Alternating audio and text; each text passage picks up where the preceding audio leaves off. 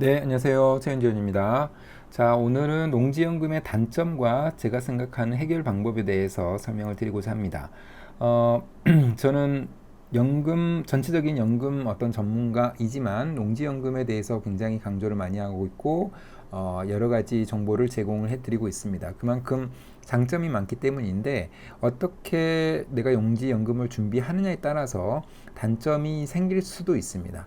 그렇지만 제가 생각하는 방식대로 만약에 준비를 하면은 이런 단점들은 모두 보완이 가능하다고 저는 생각을 합니다. 그래서 오늘은 그 점에 대해서 한번 이야기를 나눠볼까 합니다.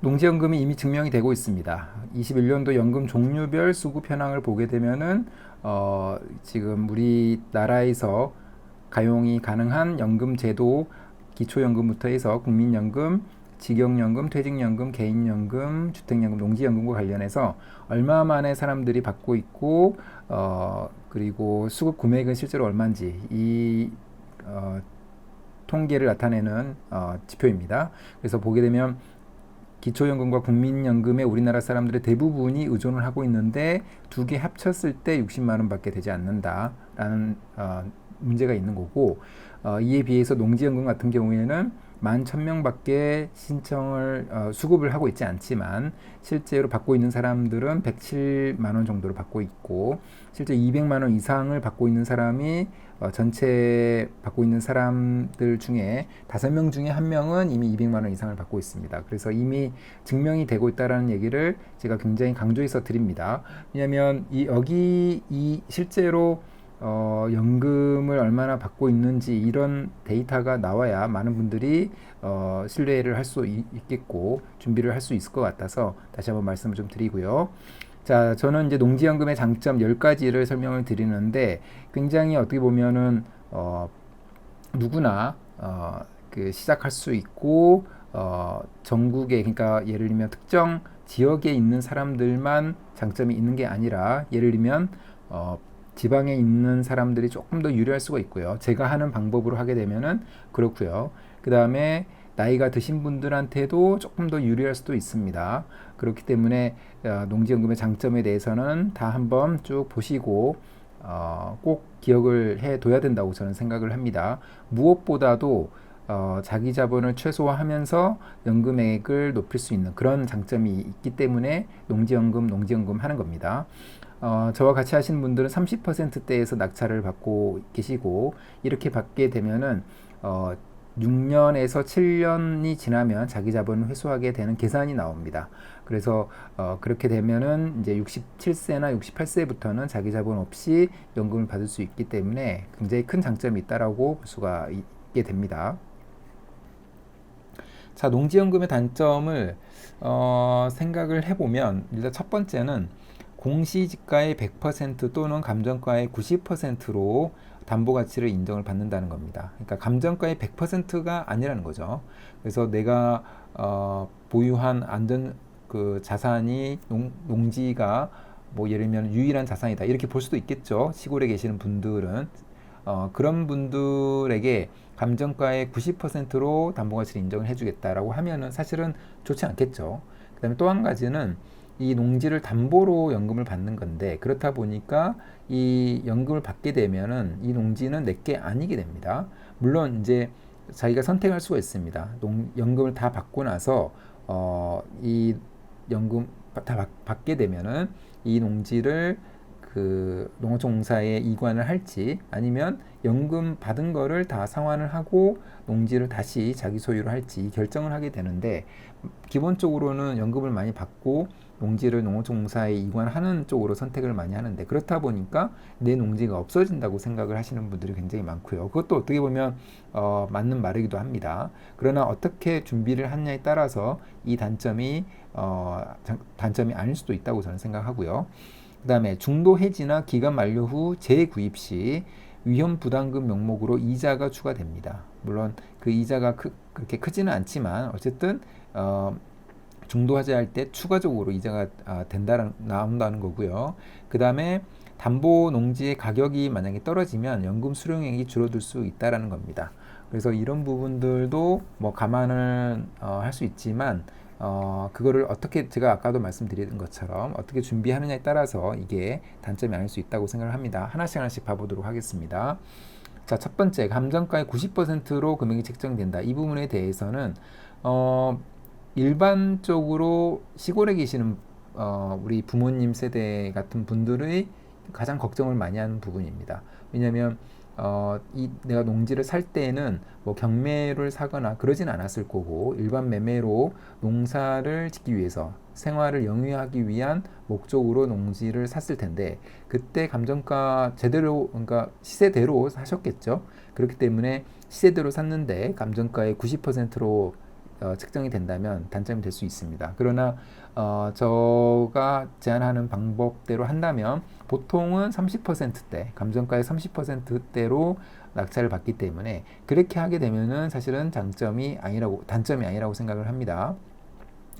그래서 매입과 동시에 이득이 확정된 물건을 찾으면 된다라고 말씀을 드리는 게 바로 이런 점이고요. 보통은 감정가에는 일반적으로 공시지가의 한 1.6배에서 1.8배 필지마다 다 다르긴 하지만 2배 정도 되는 데도 있고요. 그런데 공시지가 수준의 농지를 사면은 이득이 확정된다고 볼 수가 있습니다. 그래서 저와 같이 하시는 분들은 제가 항상 말씀을 드리지만 공시지가 정도 수준에서 농지를 산 수 있다면 그것 자체로 굉장히 잘 산 거라고 저는 생각을 하고 있고 공시지가 이하로도 많이 나오는 농지들이 많이 있기 때문에 그런 농지를 샀을 때는 분명히 이득을 확정된 상태에서 준비를 해 갈 수 있다라고 말씀을 드리고 있는 겁니다. 자, 두 번째는 중도 해지나 기간 만료 후 재구입 시 위험 부담금 명목으로 이자가 추가된다는 건데 저는 기본적으로 중도 해지는 하지 않는다라는 생각으로 말씀을 드리고 있고 저도 그렇게 준비를 하고 있습니다. 왜냐하면 농지연금용 싼 농지는 사실은 많이 있기 때문에 그렇습니다. 그리고 만약에 중도 해지를 해야 될 수도 있겠죠. 그때는 왜냐하면 연금 받은 것보다 예를 들면 그 지가의 상승이 굉장히 커서 공시지가가 굉장히 튄다던가 그렇게 되면은 중도 해지를 할 수 있겠죠. 그래서 그때 되면은 계산을 해보는 겁니다. 내가 만약에 이 농지를 일반 매매로 만약에 팔 수가 있는데 그 매매 대금이 내가 지금까지 받아왔던 연금 수익보다 크다면 사실은 그렇게 된다면 중도 해지를 하고 높은 가격에 팔면 되는 거죠. 그래서 그렇게 해볼 수가 있는데 기본적으로 농지연금을 준비할 때는 그 이익이 바로 생긴다라는 전제 하에서 준비를 해 가기 때문에 중도 해지는 하지 않는다라고 생각을 하면 될 것 같고요. 하게 되면 아까 제가 말씀드린 대로 여러 가지 다 따져보고 이득이 된다 하면은 하고 그 다음에 농지연금용 농지는 또다시 준비를 해가면 된다라고 저는 생각을 하고 있습니다. 그 다음에 세 번째는 담보농지의 가격이 떨어지면 연금 수령액이 줄어들 수 있다. 이 이야기인데 만약에 내가 지금 산 농지의 담보 가치가 예를 들면 5년 후에 연금 신청할 때인데 그때 되면 떨어질 수도 있겠죠. 그러나 기본적으로 토지는 물가 상승률 플러스 1에서 2% 정도씩은 우상향하기 때문에 기본적으로 지금 내가 산 가격이 5년 후의 가격보다 높아 있는 그러니까 5년 후의 가격이 지금 산 가격보다 낮아 있는 확률은 거의 없다라고 저는 생각을 합니다. 그러나 기본적으로 저희는 경매를 이용을 하기 때문에 감정가의 30%대에서 산다면 가격이 떨어져도 분명히 이득이 됩니다. 우리가 경제 위기가 왔을 때 모든 자산이 수십 퍼센트 하락했을 때도 토지 또는 농지는 기본적으로 그 하락률이 크지가 않습니다. 우리가 22년도, 23년도에 모든 자산의 하락을 경험했는데 그때도 그 농지 같은 경우에는 필지마다 다 다르긴 하지만 5% 정도의 하락률만 보였습니다. 그리고 그 이후에 다시 올라가고 있죠. 그렇기 때문에 감정가의 30%대에서 만약에 매입을 한다면 가격이 앞으로 어떤 일이 있어서 가격이 떨어져도 5년 후에 가치는 분명히 이득인 상태로 그대로 유지가 될 수 있다 이렇게 저는 생각을 합니다. 그 다음에 또 한 가지는 뭐 어떤 개발 호재를 생각을 하고 그런 지역 중심으로 농지를 매입하는 것도 좋을 수 있겠죠. 그 다음에 또 한 가지는 그동안 이 농지의 공시지가의 흐름을 보고 꾸준하게 우상향했던 그런 농지들 중심으로 매입을 하는 것도 방법이 될 수도 있다고 생각합니다. 5년 후에 농지의 가격은 아무도 모르죠. 아무도 모르지만 지금 내가 농지를 살 때에 싼 농지를 사는 거 하고 과거에 꾸준하게 올라왔던 그 이력을 보고 농지를 살 수 있다면, 그렇게 하면은 분명히 앞으로의 농지 가치는 계속해서 올라갈 거라고 생각을 하고, 기본적으로 손해가 되거나 그러지는 않는다고 저는 생각을 합니다. 그래서 이렇게 농지연금은 저와 같은 방법으로, 저의 회원님들과 같은 방법으로 준비를 한다면 농지연금의 단점이 있다고는 하지만 충분히 보완 가능하다고 저는 생각을 합니다. 그래서 한번 보시고 꼭그 싼 농지를 매입을 해서 농지연금을 잘 준비를 하시기를 바라겠습니다. 자, 그럼 오늘 영상은 이것으로 마무리하겠습니다. 감사합니다.